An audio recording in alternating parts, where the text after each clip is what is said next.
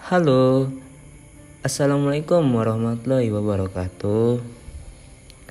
Perkenalkan kami dari kelompok 5. Kami dari kelompok 5 akan mempresentasikan video sejarah dakwah dengan tema sejarah perkembangan dakwah di India. Sebelumnya, saya akan memperkenalkan kelompok 5, yaitu Muhammad Muhari Akbar dengan NIM 30 12 02 20 13.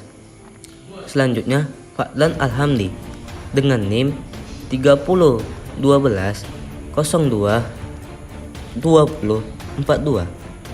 Selanjutnya Yoga Marwa Dikta Rahman dengan NIM 30 12 02 20 44. Topik pembahasan yang pertama, bagaimana sejarah perkembangan masuk Islam di India. Kedua, bagaimana perpindahan agama di India.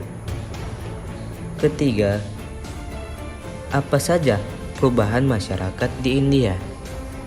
Langsung saja kami mulai materi yang pertama. Sejarah perkembangan masuk Islam di India.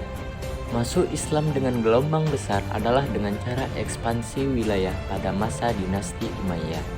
Khalifah Al-Walid ibnu Abdul Malik 705 sampai 715. Dinasti Umayyah menunjuk Muhammad ibnu Qasim memimpin pasukan untuk menaklukkan wilayah Sind di sekitar Sungai Indus atau Pakistan sekarang. Pada tahun 711, pada tahun ini bersamaan dengan Tariq ibnu Jihad dalam menguasai wilayah Andalusia atau Spanyol. Saat melakukan ekspansi ke wilayah Sind, Muhammad ibnu Qasim disambut oleh para biksu yang berada di kota Nerun, di tepi sungai Indus. Masuknya Islam ke wilayah ini disadari betul oleh masyarakat sehingga tidak terjadi perlawanan dan secara sukarela beralih ke Islam. Bahkan kaum minoritas berlindung ke tentara muslim dari pemerintah Hindu. Setelah menaklukkan wilayah Sind, Muhammad ibnu Qasim tidak memaksakan agama Islam untuk dipeluk. Bahkan tidak terdapat perubahan aktivitas sehari-hari. Rakyat dijamin keamanan dan kebebasan beragama seperti kaum Brahmana tetap mengumpulkan pajak dan para biksu tetap mempertahankan biara mereka. Ekspansi Islam terus berlanjut dalam artian politik oleh Sultan Mahmud dari Ghazna dan Sultan Timurleng atau Tamerlane tanpa melakukan paksaan terhadap agama dan struktur sosial masyarakatnya. Penaklukan ini terjadi pada masa dinasti Ghaznawiyah dari 977 sampai 1186. Setelah Sultan Muhammad Ghori mampu menaklukkan persekutuan raja Hindu dalam pertempuran Terain di dekat Delhi, beliau mengamanahkan wilayah tersebut ke Qutbuddin Aibak yang menjalankan pemerintahannya di New Delhi. B. Perpindahan agama. Suksesnya Islam memasuki India membuat agama asli lokal, Hindu dan Buddha, yang tersebut mulai memudar seakan oleh pesona yang dibawa oleh Islam. Proses perpindahan agama terjadi secara bertahap.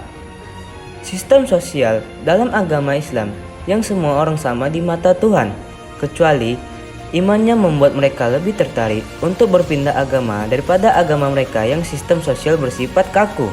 Apalagi masyarakat sangat susah untuk bermobilitas sosial di dalamnya. Ajaran Buddha juga lambat laun mati oleh pengaruh Islam. Adanya pendapat bahwa apakah Islam disebarkan melalui ayunan pedang kekerasan membuat kesan buruk terhadap Islam di India. Penyebaran Islam sendiri juga melalui pengajaran oleh para ulama yang berkelana ke seluruh India, menyebarkan Islam dengan ajaran sufisnya dan oleh para pedagang muslim itu sendiri.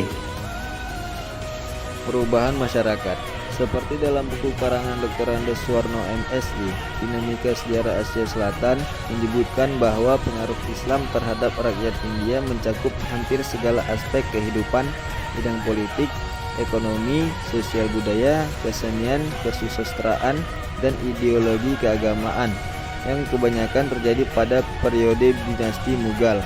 1. Politik. Dinasti Mughal yang paling berpengaruh saat itu dipimpin oleh Jalaluddin Akbar, menguasai India Utara dan sebagian India Tengah. Dia menganut pola Greco-Roman, yaitu Kairopapisme, raja sebagai kepala negara dan pemimpin agama. Sistem ini diadopsi dari bangsa Arab dan Persia yang sudah mapan sebelumnya. 2. Ekonomi. Lagi, dinasti Mughal menerapkan kebijakan pajak tanah sebagai pemasukan negara yang penting. 3. Sosial budaya. Dalam masa pemerintahan Sultan Akbar, kitab Bhagavad Gita telah diterjemahkan ke dalam bahasa Persia yang merupakan bahasa resmi negara oleh sastrawan Muslim Abdurrahim Khan I-Khana. 4. Kesenian.